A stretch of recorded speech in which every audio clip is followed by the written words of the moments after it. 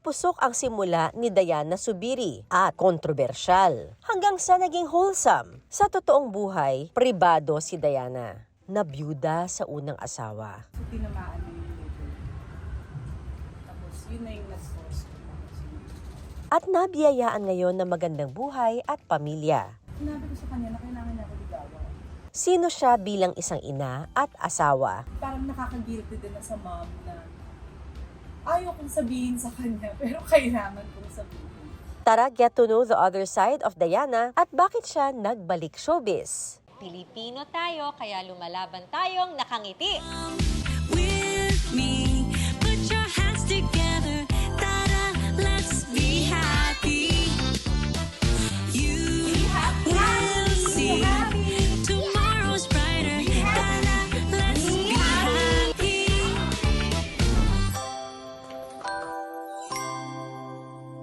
May nagbabalik? Oo, matagal-tagal din siyang nawala sa Pilipinas pero siya'y nagbabalik at nako, ngayon papakita niya sa atin ang kanyang other side. At kumustahin na natin ngayon si Diana Zubiri. Tara! Ayan. Ayan na, sakto! Hello! I'm here na! Sakto sa ether frame. Sabi pa nga niya, pinatay niya si Rico sa may manggahan dyan. At saka yung babaeng hinulog doon sa balon. Eh, wala naman tayong nakita doon ah. Hindi! Pinatay ko na si Rico! Tess, sandali! Pinatay ko na siya! Hindi! Hindi! Tess! Rico! Wala nang sinasabi ni Tess! Ano ba nangyari? Kumain din ang sinasabi niya! Tess! Saan ka nagsimula? Paano ka na-discover? Ako ate, nagsimula ako nung time na ako ay nag-audition sa Japan. Kasi may mga pinsan ako sa Japan na nag-work. So, nag-audition ako, tapos kumukuha ako ng visa na mapasako. Tapos may lumapit sa akin. I don't think papasok ko sa Japan kasi you look young. Hindi nadaya ko yung edad ko. Tapos kinakabahan ako. Hindi ko alam yung isasagot ko sa kanya kasi baka mamaya makulong ako. Alam mo yung gano'n na yung iniisip. Ilang taon ka na? 16. Nagsiscout daw pala siya doon ng mga magiging artista o gustong mag-artista. Naniniwala ba ako dito? Tapos 16 lang ako. So dinala ko yung parents ko para safe. So punta kami doon, meeting, ganyan. Tapos nakita ko nga po doon yung mga posters ng mga pelikulang ginawa na ng safe. Sabi ko, para naman siyang legit. So sabi ko, sige. Gusto ko rin kasi mag-artista ako dahil ever since nung high school ako, nag-audition ako sa ABS. May kasama na kita sa ABS. So, ito yung gusto ko. Pero ang catch, kailangan ko magpa-sexy. Ito, kakayanin ko ba? Tapos parang, sabi nila, bibigyan ka naman namin ng workshop para maging malandi ka. Ganon yung term, para maging malandi ka. Kasi parang boyish yung itsura ko na may itsura daw ako, maganda daw ako kasi meron silang camera. Ang pinaka nakakuha sa akin sa kanila is that hindi mo na kailangan pumunta ng Japan. At least, pangarap mo naman palang maging artista dati, you don't need to leave your family here. Tapos, bibigyan ka namin ng full contract na 3 taon. Tapos ito yung salary mo. Tapos naka-breakdown ng ate, 10 pelikula. Agad-agad? Agad-agad. Tapos, magkano yung una, pangalawa, pangatlo. Sa pang-apat pa ako tatakas. Yun yung race. Tapos, kaso lang, nung nagsisimula na ako, akala ko kasi pag artista ka na, lalabas ka na agad sa TV, sikat ka na agad. Akala ko ganun. So, nararamdaman ko na wala. Nag-shooting lang ako, tapos hindi naman ako kilala. Para akong nag-discourage na hindi yata para sa akin ito. Tapos yung una kong kinita, parang wala rin akong nakuha agad kasi kailangan bumili ng damit. Wala pa kasing usong stylist namin. So after 3 films, may pangalam na ako. Sabi ko, para pong hindi ko kakayanin. Nagsisexy ka na. Nagsisexy na ako noon. Tapos sabi niya, try mo na lang ulit. Isa pa. Para kung hindi talaga, hindi. Anong pelikula yung mga unang mo ginawa? Mga sexy talaga at hubad. Yung ang lakas ng loob mo, girl. Bakit mo ginawa siya? Hindi ko Ginawa ko siya kasi syempre kailangan ko ng pera. Bakit mo kailangan ito? Kasi hindi naman kami mayaman. My mom and my dad separated na sila when I was 5. As I remember, Tapos iniwan kami sa lola ko. And then my mom came back for me and my sister na iniwan yun sa lola. Tapos kinuha niya kami, and then, so nung high school na ako, doon ko nakita na mahirap. Tapos hindi na ako makakapag-college for sure. Parang yun yung tumanim sa utak ko. Kung bakit ako audition. Sabi ko, gusto ko yung mama. Nagkaroon ako ng ambition actually. Kaya audition ako ng audition. I feel you. It was your ticket to getting a better life. Oo, yun talaga yung iniisip ko. Kailangan ko talaga ng... Kasi Japan na nga yung pinaka-last resort ko ate dahil Willing ka nga mag-Japan. willing na ako kasi nandun nga yung mga pinsan ko. Kasi yun yung ginawa nila. Simula akong mag-Itbulaga, kinuha nila ako doon na every Wednesday and Saturday. Parang hindi ko alam pa paano nangyari. Basta nag-guest lang ako, sumali ako sa game show, nanalo ko, tapos nag-guest ako ulit, tapos sinabi na, oh, baka kaya mo magsayaw. Eh ate, yung audition ko dati sa Japan, tinuruan kami magsayaw. Buti na lang. Oo, tsaka nung high school ako, nagsasayaw din ako sa school. Pero iba kasi yung may sarili kang practice talaga with music na 30 days yun kung pangsayaw. Sabi ko, nagamit ko, kaya sabi ko, sige po. Tapos kinuha nila ako ng FHM. Yung FHM natin, yun yung pinaka nag-hit sa career ko. Both in a good way and a bad way. Ganun ba? Opo, Nasa- kumbaga yung bad publicity, it's still publicity. Parang yun yung palagi kong naririnig before kapag tinatanong nila, oh, yung nasa flyover, di ba? Oo, parang iniinsulto mo ba ako na nag-pictorial ako na naka-sexy o proud ka sa narating ko? Parang ganun yung dating sa akin yung time ko. Pero looking back, ano naman, parang hindi ako affected na kasi ang tawag kasi sa akin dati, starlet. Di ba parang ang sakit marinig na bakit starlet lang? Diba? Kaya nadi-discourage kayo na parang ayaw mo ituloy, pero at the same time, kailangan mo ituloy. Pero na-motivate pa rin ako. Gagawin ko pa rin. Kasi nung ginawa ko, nakita ko naman yung result. Actually, nung lumabas yung issue ng FH, hindi ako aware na ganun kalaki yung story na yun. Kasi parang alam ko lang, pag nung time na nademanda ako, sabi lang sa akin, magpantaylo ka muna, huwag ka muna lumabas sa TV kasi dinimanda ka. Tapos biglang, the next day, the following day, gusto akong interviewin.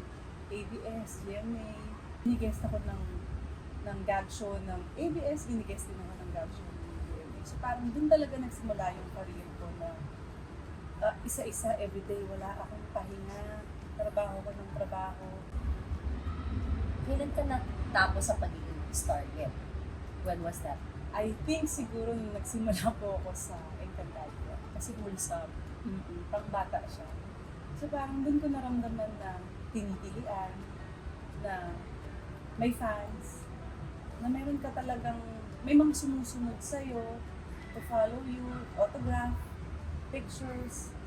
Ito, wow, ito yung pagiging artista na gusto ko before. Did it make you regret your first decision before Encantadia na parang ngayon ba pag-iisipin mo, gagawin mo pa rin ba yung pagbubugi? Honestly, ate, syempre, nung time na inisip ko kung gagawin ko yung pagpapasexy, inisip ko talaga, meron ba akong nararating? Kung hindi ko rin naman ito gagawin, ano na yung opportunities na?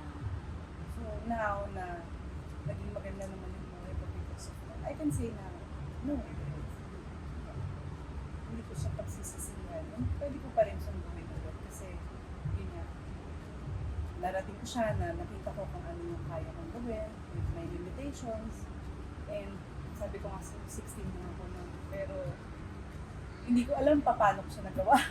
Pwede mo ba sabihin sa akin, ano iniisip mo habang nakabikini ka sa EDSA? Hindi ko alam kung paano mo gagawin yun. Ang motivation ko doon, nung nakabikini ako sa EDSA, is my manager told me na, kaya mo ba?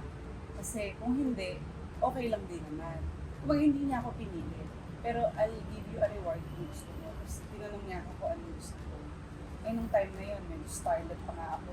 So yung mga kasama ko sa taping, sa shoot, they have this new phone na parang nakaka-intimidate kasi ang phone ko lang yung 32 10. Alam mo yung sobrang small na phone, tapos 2 lines lang, call and text. Mm.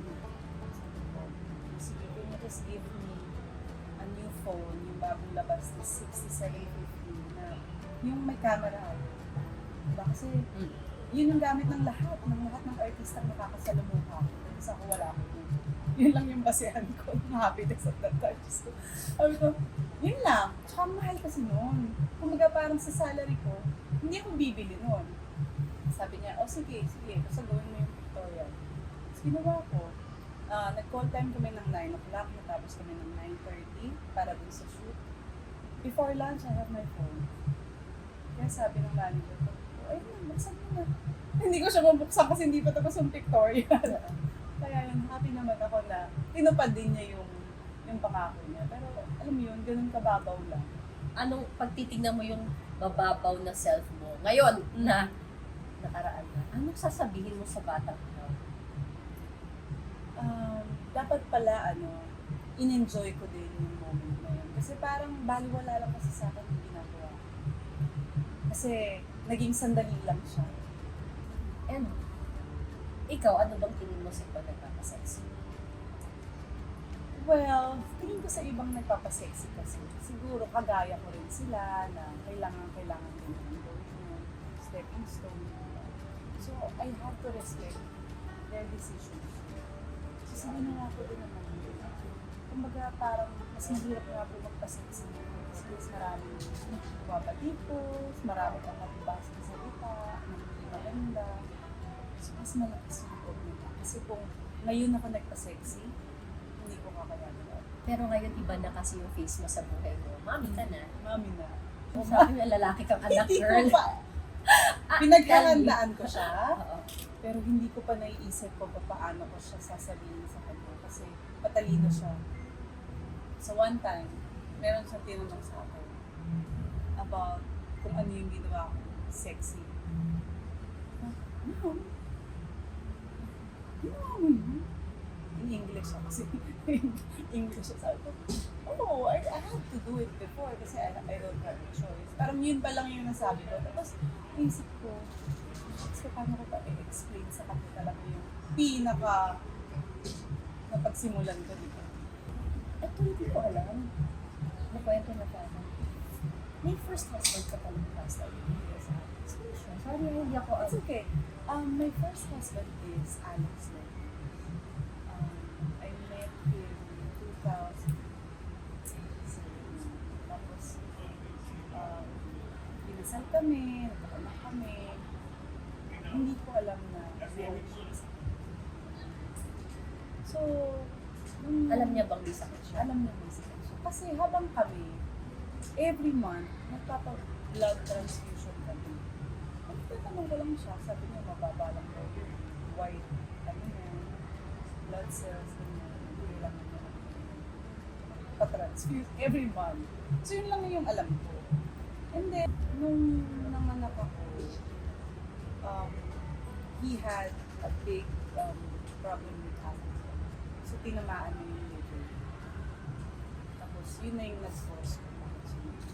Sandali lang kayo. Sandali lang kami nagkasama. Nanganak na ako. Tapos namatay siya 2010. Nakasama naman niya yung bata.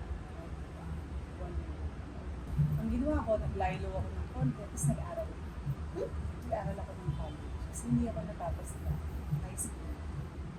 So yun naman yung nung time na wala din masyadong offer na. Tapos mo yung college. 5 years. Ano course? Theater sa Miriam College. So habang nag-aaral na yung anak ko, kasi nag-3 years old na siya. Tapos nag-aaral na ako sa Sakalan na siya. Habang nasa school siya, nasa school din ako. Bago ako mag-30, makatapos ako ng college. Pakasal ako. We were both single at the time. Paano kayo nagkaintindihan? Inglesero ka, Wala. Tagalog siya. Wala. We're just sitting there looking at each other. After a couple of weeks, our friends set us up again. But they don't know that nothing happened between us. We just went separate ways. I didn't give my number, she didn't give me her number. Parang you were just being a gentleman. Yeah. I said I'm not ready.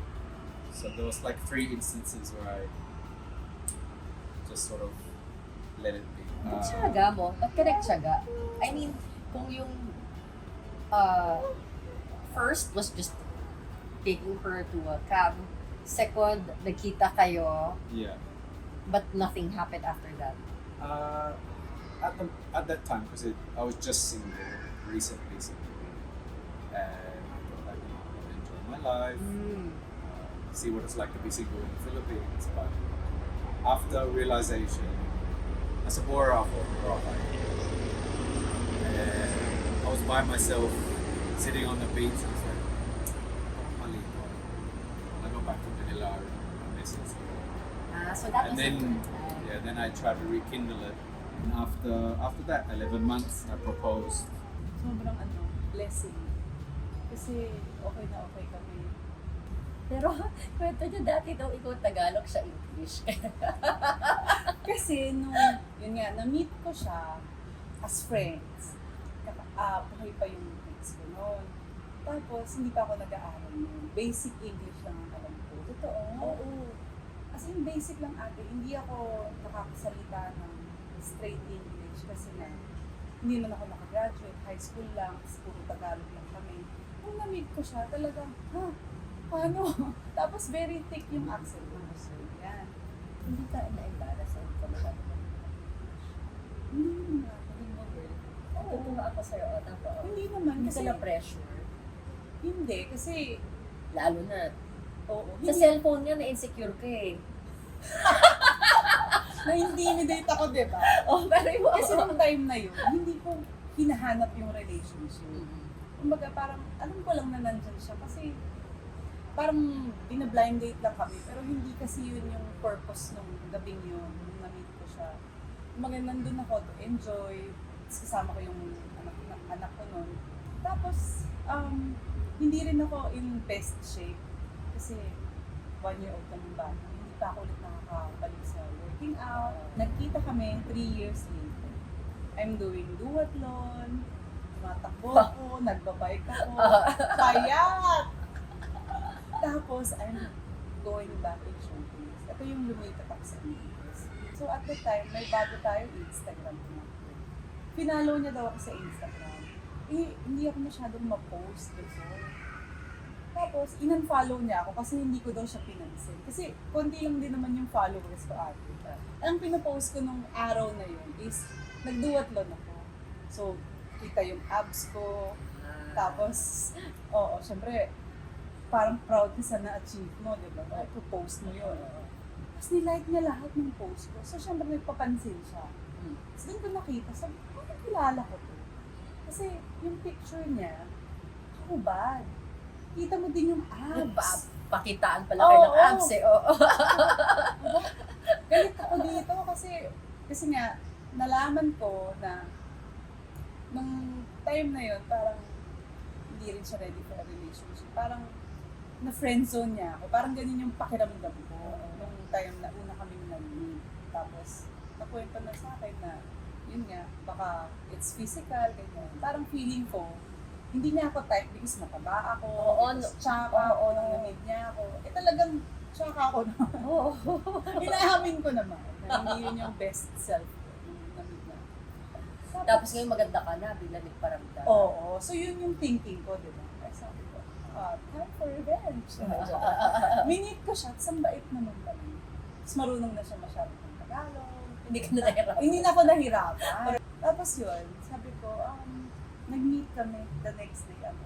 Kasi nag-message siya sa akin sa Instagram. Nag-meet kami sa Instagram. Tapos, tinago namin sa mga friends namin kasi na nagpa-blind date sa amin before. Kasi nakakahiya ate, di ba? Sabihin, hindi ka type, tapos bilang minute mo pala. Yung first date namin was actually 8 hours mo. Hanggang 5 p.m. Nanood kami ng movie, nag-midnight snack pa kami somewhere, sa may podium, hanggang 5 p.m. Tapos talagang ang ganda ng gabi. And then, next few days, yun ang paramdam. Bakit? Hangin. Labo. Ang labo, di ba? Sabi ko, ano to? O ano? Diba? Ang gulo. Wala, hindi ko siya tinetext. Pero ang labo, enjoy na enjoy, biglang mga. Tapos kailan siya nagparamdam na?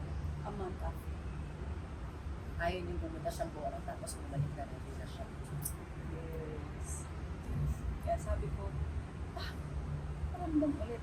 Kasi I asked my guy friends, kung sakali man na hindi ka type ng lalaki after the date, pero 8 hours kasi yung date na, anong ibig sabihin mo?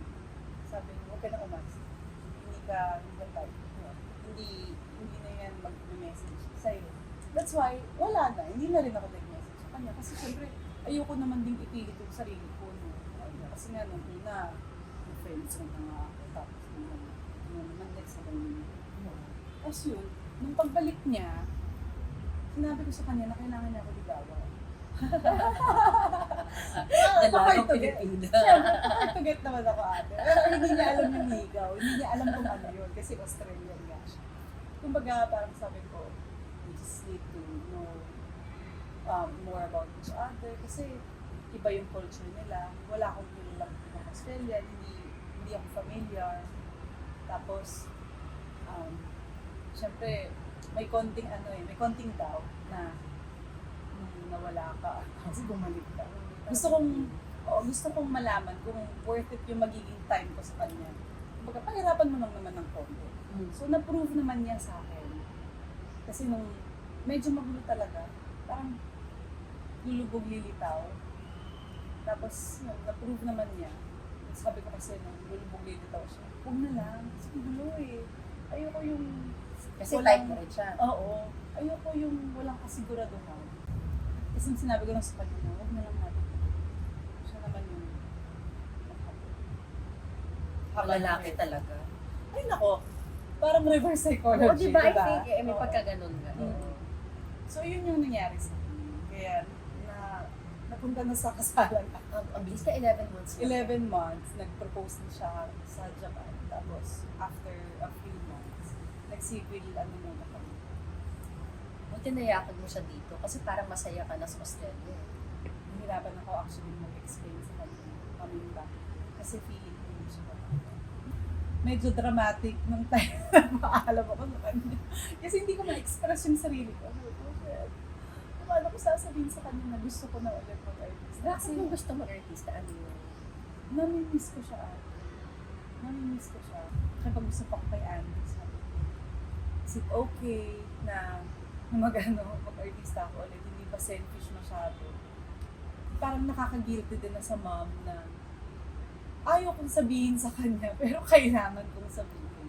And then, binibigyan, wala naman limit, pero binibigyan na po kasi ng time frame din yung show kung kailan ko tatanggapin. Kasi syempre, kung hindi ko nga tatanggapin, hanap na lang sila ng iba.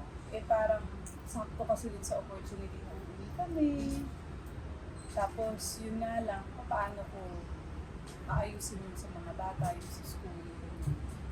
And then, on behalf of my husband, syempre, inayos niya. Oo, tapos sabi niya, bakit ka umiiyak? Papayag naman ako. Sabi ko, hindi ko lang kasi alam paano sasabihin sa'yo na yun nga, as a mom, ayaw mong ipaalaga ulit yung mga anak mo sa iba habang nagtatrabaho ka. But yet, may gusto kang gawin ulit para sa sarili mo. Parang ganun yung nararamdaman ko. Actually, until now. Tsaka ginawa yung playground yung hotel. Thank you so much, Hilton. Oo, kasi yun nga, para hindi siya. Kasi sanay siya ate sa labas. Yung buhay namin sa Australia, nasa labas lahat. Outdoor, park, swimming. Hanggang kailan mo gagawin to naman? Susubukan ko lang now kung mag-work, kung magiging maganda yung resulta. And then, ayoko namang pumilit. Diba? Kung kaya lang, pero kung hindi, balik na lang. So ready ka rin kung gusto mo lang gawin pero hindi mo parang talikuran yung buhay na meron ka. Oo. Baka pwedeng ang ganyan-ganyan na lang. Baka pwedeng babalik-balik na lang. Diba? Oo, okay na. Subukan ko. Anong nagustuhan mo sa buhay Australia naman? Ang nagustuhan ko sa buhay Australia is yung natututo ko ako. Kasi hindi ko natutunan yung pagiging nana dito sa Pilipinas. Dahil kaya natuto ako luto, sa gawaing bahay, natuto ka mag-budget. So sa halos 3 taon ko po doon, kasi sabi ko naman na I'm still learning, pero kahit pa paano, kaya ko na. Parang ano, no? Parang bagong simula. Yes. Parang fresh lahat. Opo. Gusto ko nga yun eh, kasi parang yung adjustment ulit, parang ang sarap ulit ng simula. Thank you. And that's a beautiful exit. Ang sarap ulit mo. Thank you! Thank you, ate.